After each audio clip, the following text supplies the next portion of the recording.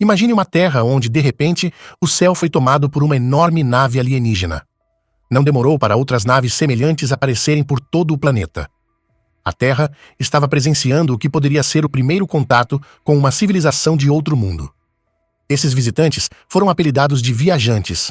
Embora ainda não tenhamos interagido diretamente com a nave-mãe, nas últimas horas, vários governos detectaram sondas pequenas, fazendo varreduras em bases militares estratégicas ao redor do globo. O resultado? Tragicamente, 57 funcionários cometeram suicídio após esses escaneamentos. Em um incidente recente, uma nave caiu em Guangzhou, na China. No rescaldo, cientistas encontraram amostras de tecido biológico alienígena. Para surpresa geral, esses seres tinham uma aparência bastante humana, mas o DNA deles era 98,7% igual ao nosso. O problema, no entanto, é que esses alienígenas não conseguem respirar o ar da Terra e precisam de um sistema de filtragem de ar para sobreviver fora de suas naves. Mas por que eles vieram? Ninguém sabe. Os governos tentam acalmar a população, mas a tensão é palpável. E para garantir que os alienígenas não representem uma ameaça, uma equipe de cientistas foi chamada a desenvolver uma arma biológica para deter essa invasão silenciosa. A doutora Michelle Riley foi escolhida para liderar essa missão crucial. Após se despedir da família por videoconferência, ela fez as malas e partiu sem demora. Soldados a vendaram e a levaram para uma base ultra-secreta situada a quase 100 andares abaixo da superfície. A equipe inteira seria acomodada em câmaras subterrâneas, projetadas para isolar os cientistas por até 12 meses, sem contato com o mundo exterior. O líder da equipe conduziu Michelle até a sala de comunicação, um sistema fechado que permitia apenas interações entre os membros da equipe, com exceção de emergências autorizadas pelo governo. Ninguém poderia se comunicar com o exterior. Enquanto Michelle começava a explorar as instalações, se deparou com cadeiras estranhas, aparentemente sem propósito imediato. O líder explicou que essas naves alienígenas possuíam a capacidade de escanear fontes de energia nuclear e bases militares. Além disso, suas tecnologias podiam penetrar até 300 metros abaixo da água e atravessar até os bunkers militares mais profundos. Essas cadeiras, no entanto, eram a única defesa contra os escaneamentos alienígenas, capazes de destruir a mente humana com um simples comando. A qualquer momento, o sistema de inteligência começaria a rastrear os lasers de alta potência. Assim que o alarme fosse acionado, todos os membros da equipe precisavam agir rápido, sentar-se nas cadeiras, ajustar o apoio de cabeça e abaixar o painel corporal. Depois de 30 segundos, estariam protegidos, fora do alcance da detecção. Qualquer deslize poderia abrir brecha para uma intrusão alienígena no cérebro. Após a explicação das regras, o líder conduziu Michelle até a sala de transição, um espaço semelhante a um laboratório comum. Ela começou a se ambientar com as áreas de trabalho e as zonas de convivência. Logo, o líder lhe entregou um manual com todas as orientações e precauções a serem seguidas. O Major Lawrence, chefe do projeto, entraria em contato em breve. Enquanto isso, Michelle teve tempo para explorar o ambiente. O líder, então, subiu no elevador, ativou o modo de bloqueio e saiu. Sem permissão de seus superiores, Michelle não poderia sair dali. Ela abriu o manual e se deparou com as informações sobre o projeto. O projeto envolvia 2 equipes científicas. A de Michelle, que trabalhava com bioengenharia, e outra, especializada em nanotecnologia. A equipe de Michelle era composta por 3 pessoas, enquanto o outro grupo incluía 4 homens e 2 mulheres. A missão deles? Desenvolver uma arma biológica capaz de afetar o sistema respiratório dos viajantes sem prejudicar os humanos. O desafio era criar uma solução específica para o organismo alienígena. No dia seguinte, uma videoconferência estava marcada. O Major Lawrence, ex-militar, já conhecia bem os perfis dos médicos envolvidos. O primeiro a ser apresentado foi Denise, uma pesquisadora asiática especializada em síntese mecânica, que cuidava das nanocápsulas. Em seguida, veio o Dr. Bisset, também engenheiro de nanotecnologia, parte do mesmo grupo de Denise. O líder do grupo de armas biológicas, Gossin, apareceu depois. Com formação em microbiologia, ele estava acompanhado do Dr. Finlay, vice-diretor da equipe biológica, especializado em bacteriologia, formado em Harvard. Finlay auxiliava Gossin no desenvolvimento de ingredientes biológicos ativos. Logo após, chegou a vez de Michelle se apresentar. Michelle não era exatamente uma estrela no campo da pesquisa. Graduada pela Universidade Estadual do México, ela focava principalmente em estudos sobre micro-organismos patogênicos. Finlay, ao observá-la, não escondeu o desdém. Ele não entendia como alguém de uma instituição estadual poderia estar ali, em uma equipe tão renomada. Michelle explicou que nos últimos 2 anos havia participado de projetos colaborativos nos laboratórios Sandia. Sua experiência era comparável à de qualquer outro membro da equipe. O líder do projeto advertiu Finley para que fosse mais cuidadoso com suas palavras. Logo, ele instruiu todos a se prepararem, pois o trabalho começaria oficialmente no dia seguinte. Após o término da chamada, para surpresa de Michelle, o líder da equipe, Ellis, enviou um convite para conversar. Ele queria pedir desculpas pelo comportamento de Finley. Na realidade, a entrada de Michelle no projeto se devia muito à recomendação de Ellis. Ele já havia estudado suas pesquisas e as considerava bastante inovadoras. Para ele, a equipe precisava de cientistas como ela. Ficava claro que havia uma simpatia por parte de Ellis. A conversa seguiu para um terreno mais pessoal. Ellis perguntou se Michelle tinha algum familiar próximo fora da base. Ela revelou que tinha apenas o pai e um irmão.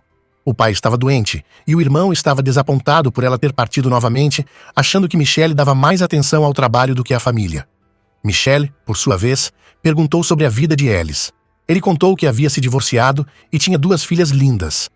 Depois de uma breve troca de palavras, encerraram a chamada, sabendo que precisavam descansar para o desafio que os aguardava. Já no meio da noite, Michelle foi despertada por um alarme estridente. Uma contagem regressiva de 30 segundos começou, e ela, com rapidez, correu para se sentar na cadeira e ativar o escudo de energia. No momento crítico, o painel da cápsula travou. De repente, uma dor intensa invadiu sua cabeça, e uma sequência de imagens distorcidas a assaltou. Quando o alarme finalmente parou, ela se sentia tonta, com náuseas e até com um leve sangramento nasal.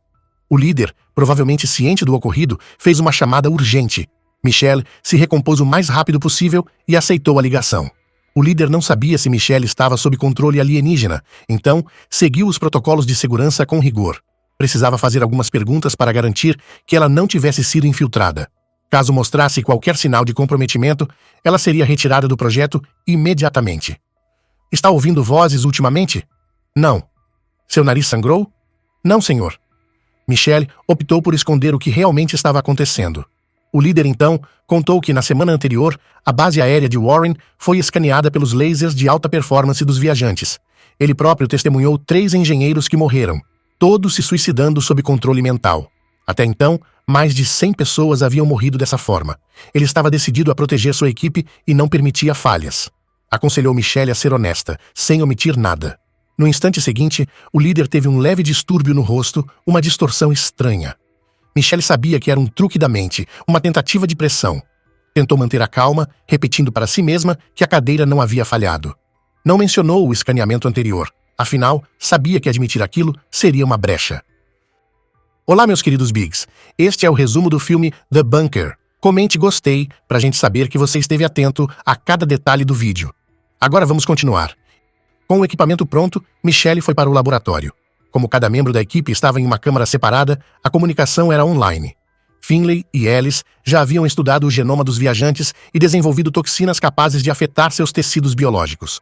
O problema era que essas toxinas também prejudicavam os humanos, tornando-as impróprias para uso. O trabalho de Michelle naquele dia era testar novas amostras. Finley a alertou. As amostras marcadas em vermelho são dos viajantes. Assim que entrou em contato com as amostras, Michelle teve novamente alucinações desconcertantes. Tentou focar, ignorando as distrações. Aplicou a solução R18 na amostra de tecido. A reação foi quase imediata. Dermatite localizada e embolia. Agora, era necessário testar a mesma solução em uma amostra humana para ver o efeito. Michelle sentiu sua mão tremer e, acidentalmente, derramou 2 gotas da solução. A amostra humana reagiu de forma forte, o que a deixou preocupada. Correu para limpar a bagunça enquanto Finley questionava a Ellis. Você viu isso? A mão dela estava tremendo. Como podemos confiar nesse experimento? Enquanto isso, Michelle estava no banheiro, lavando-se. Apesar de sua roupa de proteção estar intacta, ela precisava de um tempo para se recompor. Naquela noite, a equipe se reuniu para relaxar e conversar, com todos curiosos sobre o que estava acontecendo fora da base. O Dr. Bissé brincou. Vai ver que a Terra já foi conquistada. A civilização pode ter desaparecido. Ellis discordou.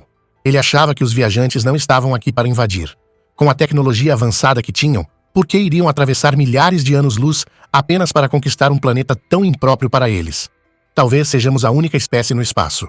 Os viajantes poderiam estar interessados em algo mais, como comunicação. Denise, sempre cética, retrucou. Se eles quisessem paz, por que não entram em contato direto e ficam de boa, ao invés de ficar escaneando bases militares? Michelle então sugeriu. Talvez eles estejam só desarmando a gente. Quando fui escaneada, não senti nada de hostil. Pode ser que eles nem saibam o quão perigosa é a tecnologia deles para a gente. Talvez só estejam buscando recursos e os danos aos humanos sejam acidentais. Depois da conversa descontraída, cada um voltou para a sua rotina.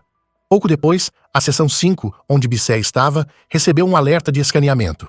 Ele correu até a cadeira e se sentou, mas o equipamento não funcionou. Bissé não conseguiu mover os painéis. Já haviam ocorrido 2 alertas até aquele momento, mas o sistema estava falhando. Infelizmente, Bissé foi atingido pelos raios. Levantou-se como se fosse um zumbi e começou a bater a cabeça na parede. Depois, foi até a mesa do computador e continuou a se machucar até falecer. A equipe se reuniu para discutir o incidente. O líder sugeriu que todos mantivessem suas cadeiras devidamente ajustadas para evitar futuras tragédias. A reunião também trouxe uma novidade importante. Os viajantes haviam enviado coordenadas e símbolos que indicavam o momento e o local de um encontro. A ONU e os militares se preparavam para se encontrar com eles em 3 semanas. A equipe de Michelle tinha o prazo de 3 semanas para finalizar a arma biológica, com o presidente esperando que ela estivesse pronta até lá. Desde o início do projeto, o grupo de nanotecnologia dava conta do recado. Denise acreditava que sozinha terminaria tudo em 1 semana. Já a turma da biotecnologia... Bom, essa parecia andar em areia movediça. A tal pesquisa do soro R18 continuava emperrada na largada. Enquanto isso, Finlay soltava farpas. Treinamos a Michelle esse tempo todo para isso? Com tanta tensão no ar, Michelle mal conseguia pensar. As vozes e visões, sintomas que ela jurava ter deixado para trás, começaram a dar as caras de novo. No limite, ela encerrou a reunião com um sorriso forçado. Denise, uma das poucas mulheres da equipe, percebeu o abalo. Mandou uma mensagem particular. Qualquer coisa, tô por aqui. Só que o jeitão dela, aparecendo grudada na câmera com os olhos sem vida, fez Michelle gelar. Ela inventou uma desculpa qualquer e caiu fora da chamada. Nos dias seguintes, a equipe de biotech virou a noite no laboratório. Michelle estava sempre lá, mas Finlay seguia insuportável, jogando toda a responsabilidade nas costas dela. Ellis, mais sensato, chamou Michelle de canto e tentou aliviar a pressão, pedindo que ela não levasse as críticas para o lado pessoal. Mas Michelle não estava nem aí para o drama. Ela analisou os dados e percebeu que Finlay havia isolado uma enzima diferente no DNA dos viajantes, o Projeto S, que não aparecia em humanos. Só que Ellis achava a molécula instável demais. Já o soro R18, segundo ele, era promissor e mais confiável. Michelle, no entanto, via ouro onde os outros viam confusão. Aquela enzima podia ser a chave para atingir os invasores sem afetar os humanos. Bastava descobrir como controlá-la. Ellis, visivelmente cansado, não discordou, mas também não apoiou. Comentou, meio perdido: "Esses soros estão fritando meu cérebro." Depois, soltou uma daquelas frases que derrubam qualquer cientista concentrado. "Se a gente sair vivo, topa jantar comigo?" Antes que Michelle entendesse se era piada ou convite real, ele sumiu e voltou com um frasco esquisito na mão. "Conseguimos! A fórmula perfeita, letal para eles, segura para nós."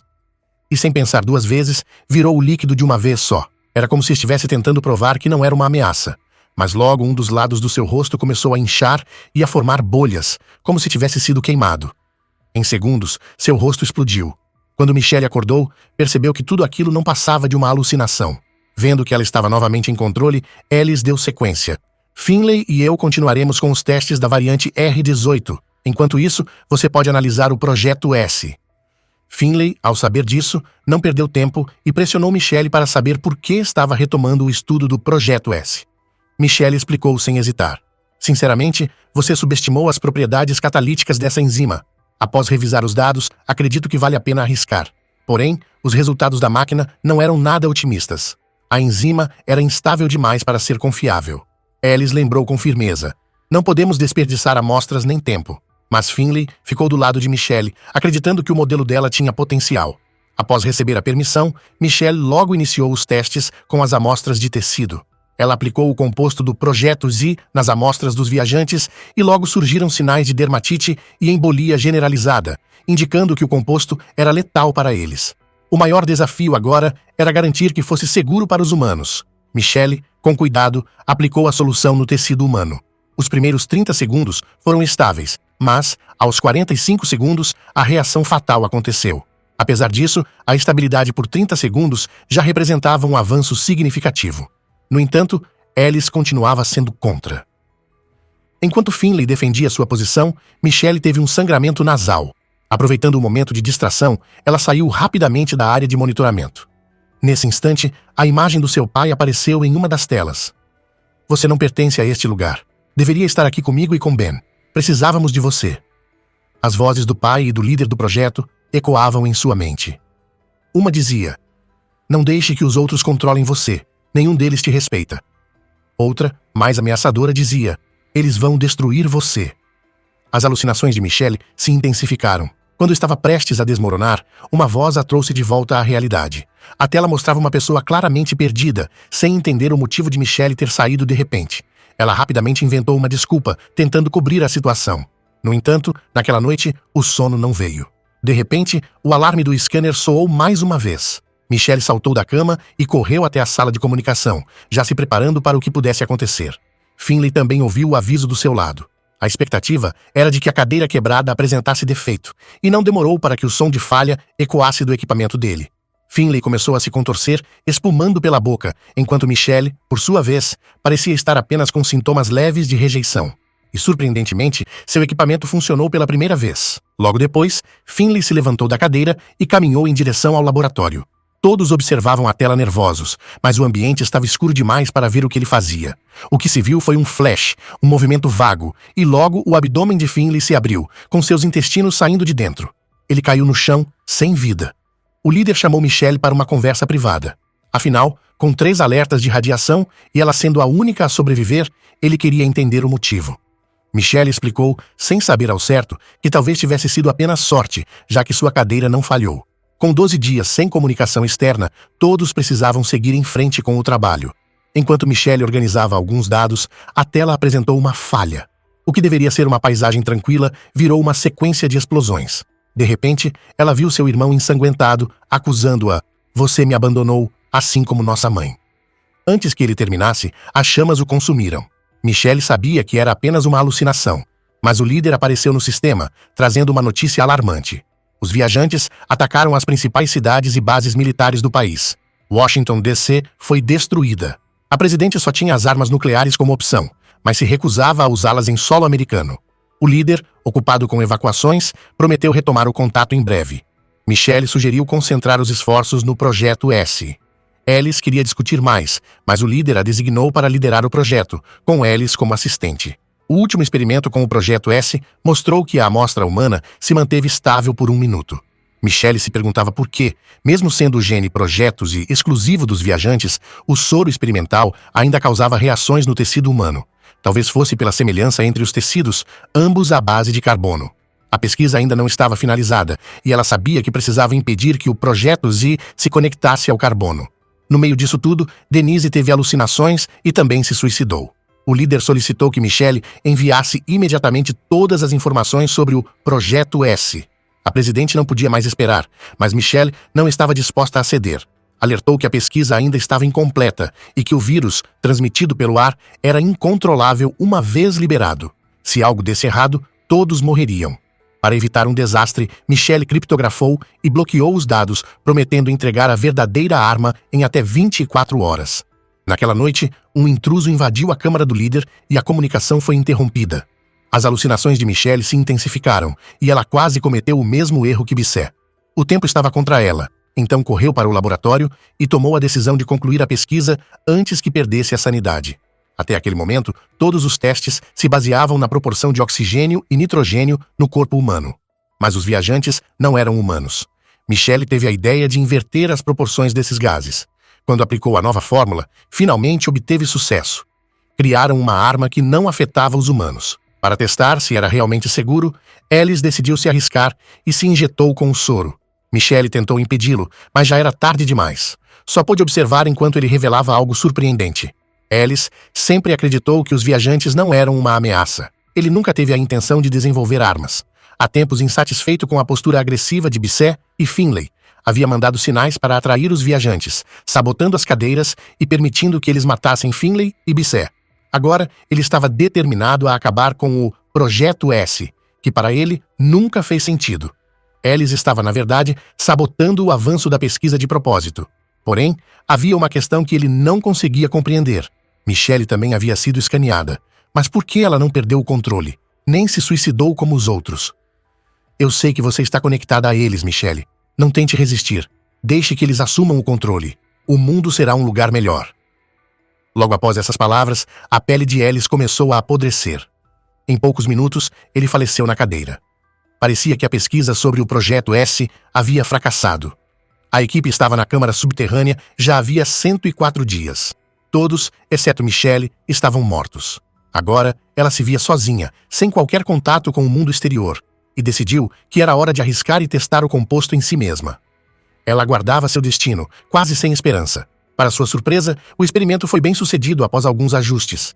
Foi então que o líder da equipe enviou uma mensagem. Michelle, satisfeita com o sucesso, relatou o feito imediatamente. Mas o líder interrompeu a comunicação, dizendo que chegaria em breve. Foi quando Michelle percebeu. Ele estava com o nariz sangrando. Parece que o líder também já havia sido afetado. Sem perder tempo, Michelle rapidamente fabricou a arma, transformando a maior parte do soro em uma versão gasosa. Ela se preparou para o confronto final, aguardando a chegada dos viajantes. Pouco depois, o alarme de invasão disparou. Michelle se escondeu debaixo da mesa, em completo silêncio. Logo, uma sonda alienígena a detectou. Após o escaneamento, ela deixou a área de descanso. Mas antes que pudesse relaxar, viu Ellis entrando, aparentemente ileso. Ele exigiu que ela entregasse os dados da pesquisa. Ao vê-lo usando um traje de proteção, Michelle suspeitou. Aquele não era o verdadeiro Ellis. Somente os alienígenas temiam a exposição à atmosfera. Ela fingiu entregar os dados e aproveitou a chance para injetar o soro nele.